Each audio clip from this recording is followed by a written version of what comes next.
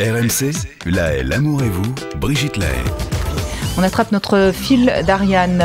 Il y aurait de plus en plus d'envois de photos intimes sur le net. Enfin, ça, je crois qu'on peut même utiliser le présent. Hein.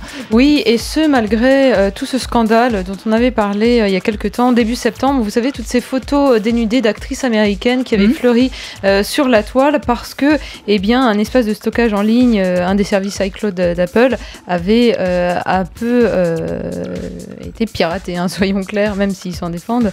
Et donc, vous aviez des photos de Kim Kardashian, Rihanna, etc. Et bien malgré ça, les derniers chiffres d'un sondage d'Opinionway viennent de tomber et il y aurait un quart des Français âgés entre 18 et 35 ans qui enverraient par Internet des photos dénudées à leur partenaire. Ce qui veut dire en fait que vous avez un quart des Français qui ont conscience qu'ils mettent en danger la sécurité de leurs données personnelles, mais qui veulent quand même prendre ce risque-là.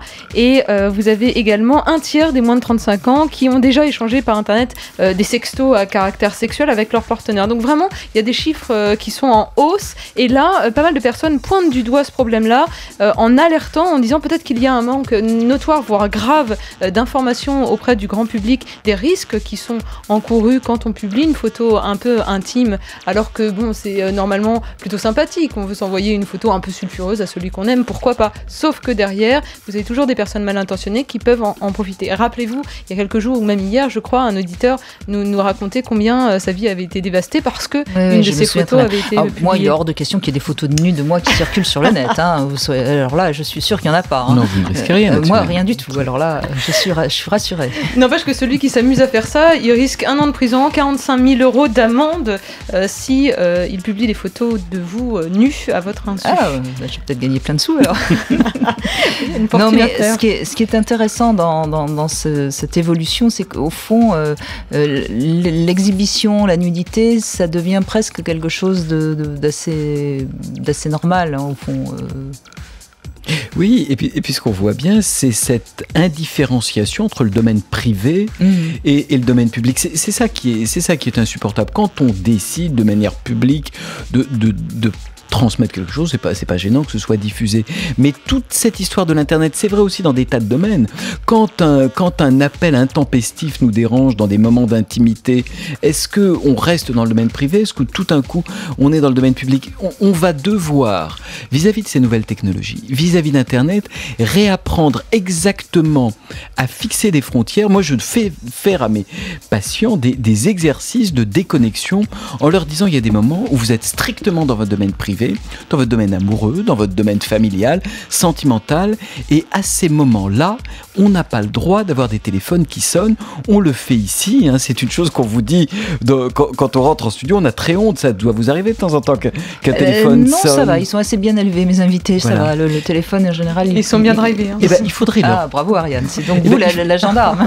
Il faudrait leur dire la même chose quand ils sont dans un rendez-vous amoureux ou familial. On doit aussi être bien drivé, bien élevé et ne pas se laisser interrompre. Vous voyez, c'est dans cette ambiguïté entre le privé et le public qu'arrivent toutes les catastrophes, c'est-à-dire au fond des expositions de choses qui peuvent tout à fait se montrer dans le cadre d'un couple, dans le cadre d'une famille, mais qui n'ont absolument pas lieu d'être diffusées. Mais donc là, ça laisserait à penser quand même qu'il y a une certaine méconnaissance, comme le disait Ariane. Au fond, on a l'impression que parce qu'on envoie sa photo nue à son petit copain ou sa petite copine sur Internet, c'est juste lui qui va la recevoir, que ça peut pas être détourné, que ça peut...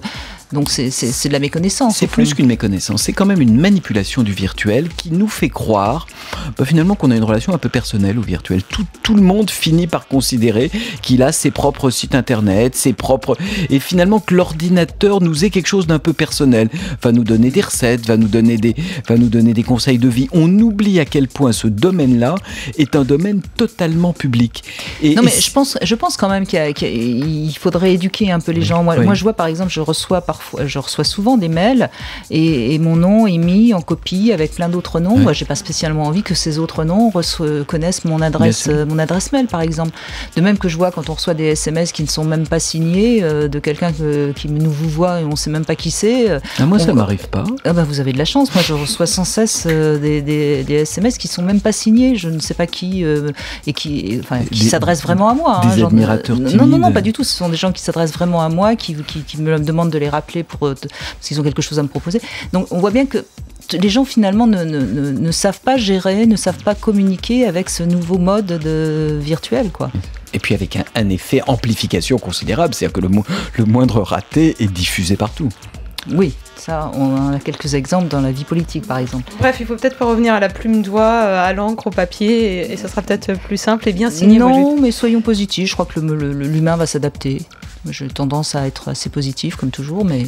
Oui, mais moi je donne quand même cet exemple. J'avais trouvé cet exemple des couples qui, de temps en temps, pourraient, je rebondis sur votre histoire de plume-doigt, pourraient s'écrire un peu. Je pense qu'on ne s'écrit plus assez. Ça, c'est vrai. Et qu'il y a tout un travail. Moi, je me suis beaucoup appuyé sur des travaux de psychologie américaine qui disent que finalement, on n'écrit pas assez de lettres en famille, en couple, et un mot donné, et donné avec dans un certain décorum, avec un peu d'affect, c'est bien différent du petit oui, SMS. On va passer pour des vieux cons, Michel Le Joyeux, parce que cela dit, moi qui écris énormément, j'écris beaucoup plus vite sur mon clavier que quand j'écris sur du papier, et c'est vrai que j'ai perdu l'habitude d'écrire directement sur du papier. Je vais toujours sur l'écran.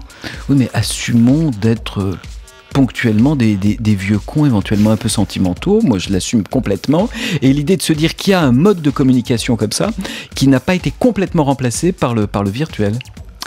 Vous pouvez réagir bien sûr au sujet. Visiblement, votre fil d'Ariane a passionné Michel Le